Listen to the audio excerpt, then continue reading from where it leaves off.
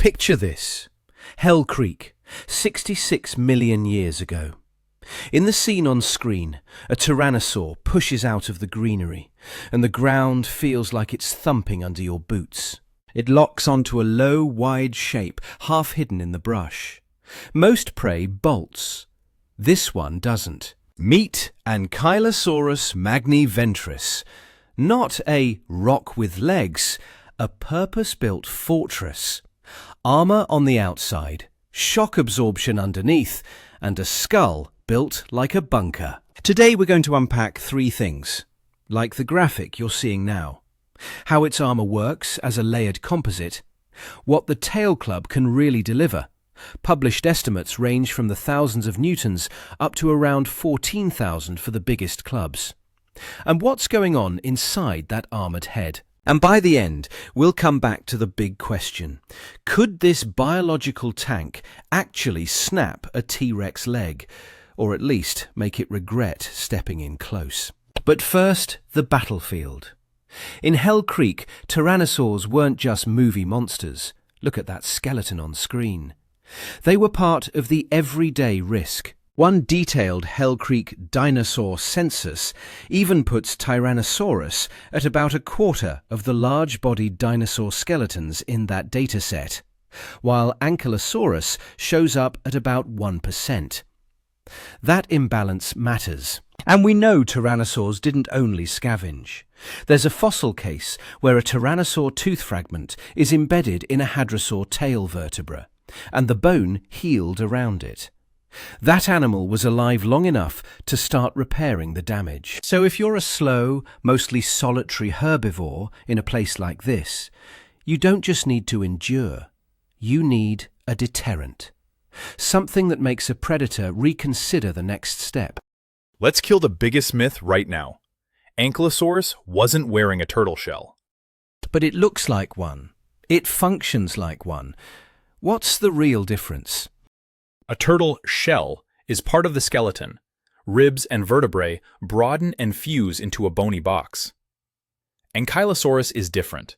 Its armor is made of osteoderms, bony plates that form in the skin, on top of the skeleton. Osteoderm. That literally means bone skin, right? Exactly. And if you glance at the fossil plates on screen, they're not smooth, uniform panels. They're individual elements. Think mosaic set into tough hide, not one continuous shell. And that matters mechanically. A single, rigid shell tends to fail in big cracks. A patchwork can help keep damage more localized, more like replaceable tiles than one giant plate. So when we see those museum fossils, we're basically seeing the hard core of the armor. Right, the bony cores. In life, many of those cores likely carried keratin coverings, the same material as fingernails, hooves, and rhino horn. Does that change the shape or just the texture? It can change the silhouette. In the exceptionally preserved Nodosaur borealopelta, the shoulder spines show keratin extending noticeably beyond the bone, on the order of roughly a third longer, not just a rougher surface. So the fossil is the blunt version. The living animal was sharper. Sharper and organized. Ankylosaurus wasn't wearing random plates. It had armor zones. On the neck, for example, it had cervical half rings. Think of them as armored collars. They guard the upper neck and throat while still leaving enough articulation for the head to move and feed. It's engineered like a tank, head up front, and then these overlapping tracks of protection. And even the skull is armored. Those raised, polygonal tiles you can see on the headcast are commonly called caputegulae. So it's not just a helmet on top, the face itself is part of the armor system. So we've got composite skin armor, keratin edges that make it look meaner in life, and flexible neck guards. Exactly, a biological fortress. But armor is heavy, so the whole body has to be built to carry it. And you also want a weapon, so the armor isn't just buying time. Which brings us to the business end, the tail. This tail isn't decoration. It's a purpose-built impact weapon. What you're seeing on screen is basically a living hammer at the end of a guided lever. Break it down for us. Is it basically just a big rock on the end of a rope? Far from it. It's a two-part engineering system: the stiff handle and the heavy knob. And the handle is the part people underestimate. Those handle vertebrae lock together and get braced by ossified tendons. That turns the tail into a rigid lever. If it stayed whippy, the heavy end would behave like a flail. Hard to aim, easy to lose control. So the stiffness gives it control. What about the business end, the knob itself? That's the striking mass. For Ankylosaurus, a key specimen is AMNH 5214. Its tail club is about 60 centimeters long and about 49 centimeters wide. The museum photo here is basically a top-down look at that weapon, and it's not solid like a bowling ball. CT scans of ankylosaurid clubs show the big plates are mostly cancellous, spongy bone, under a denser outer shell. That lowers weight for its size, which helps it accelerate. So it's lighter than it looks. How fast could they actually swing this thing? One classic biomechanics study estimated the tail could sweep about 100 degrees side to side. In its biggest modeled clubs, that translated to impact speeds on the order of 16 to 31 meters per second. Under those same assumptions, peak impact force came out as high as about 14,360 newtons. Think of that number like a max estimate on the readout, not a guaranteed outcome every time. 14,000 newtons. So if a T-Rex tries to take a bite, it's getting a broken leg. A solid hit to a leg could absolutely do serious damage, especially at ankle to knee height where long bones are exposed. But broken isn't automatic. Angle, padding, and exactly where the knob makes contact all matter. That's why we're cautious. These are model outputs with assumptions about things like stopping time and impact area.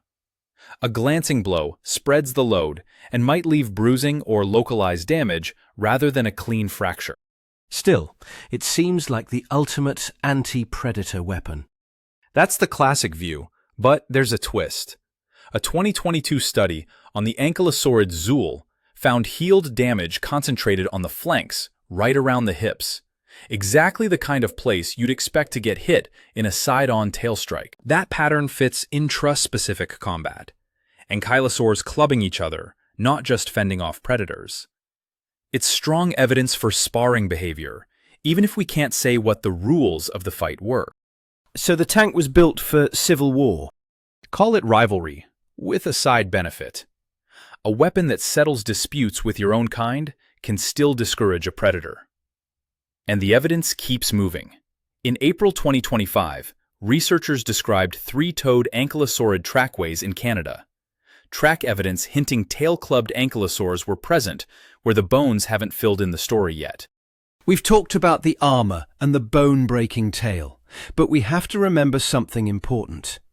Underneath all that plating, this is still a living, breathing animal, and it still has to eat. Exactly. It's a tank on the outside, but a dedicated herbivore on the inside. That low-slung body, wide stance, and broad beak are all built for bulk feeding close to the ground. So it's basically a several-ton lawnmower. How much fuel does a machine like this actually need? That depends heavily on metabolism, which is still debated. On the low end, you might be looking at just a few kilograms of dry plant matter a day. On the high end, it could be tens of kilograms of fresh vegetation every day. An elephant-sized salad budget. And to process that much food, you'd expect a set of heavy-duty grinders in the mouth. But when I look at this skull, the teeth seem underwhelming. They are small and leaf-shaped. Ankylosaurs weren't built like hadrosaurs or ceratopsians with serious grinding batteries, but they also weren't just gulping everything whole. Evidence from ankylosaurs suggests some chewing with a back-and-forth jaw stroke, and then a lot of the real work happened in the gut. So the real work happens in the stomach. Precisely. Think walking fermentation tank. And we have rare, direct evidence from an armored cousin, Borealopelta. Its fossilized gut contents were dominated by leaf tissue, mostly ferns, with about 6% charcoal, consistent with feeding in a recently burned, regenerating landscape. Fern salad from a post-wildfire buffet. Delicious. Now, let's look at the front end. The nose on this thing is incredibly complex. It is. CT-based reconstructions in ankylosaurs show the nasal passages aren't straight tubes. They loop and fold through the snout, like a hose packed into a helmet. Why go to all that trouble just to breathe? Because it can work like a built-in heat exchanger. Modeling suggests some ankylosaurs could reclaim up to about 84% of the heat they'd otherwise lose on the way out, while also conserving water. It's a clever way to manage head temperature and keep from drying out. So it's not just a rock with a tail. It's a sophisticated machine with climate control and a specialized engine. But even the best engineering has limits. Right. All these adaptations, the armor, the digestion, the senses, are about avoiding a fight. But sometimes, the fight finds you. So, we're looking at a living fortress. Some estimates put the biggest Ankylosaurus up around 8 tons, elephant territory. Armor all over, a tail built like a sledgehammer. Does that make it invincible? Not invincible, just incredibly expensive to attack. Think of it as a calculation. Expensive in terms of energy? Expensive in terms of risk.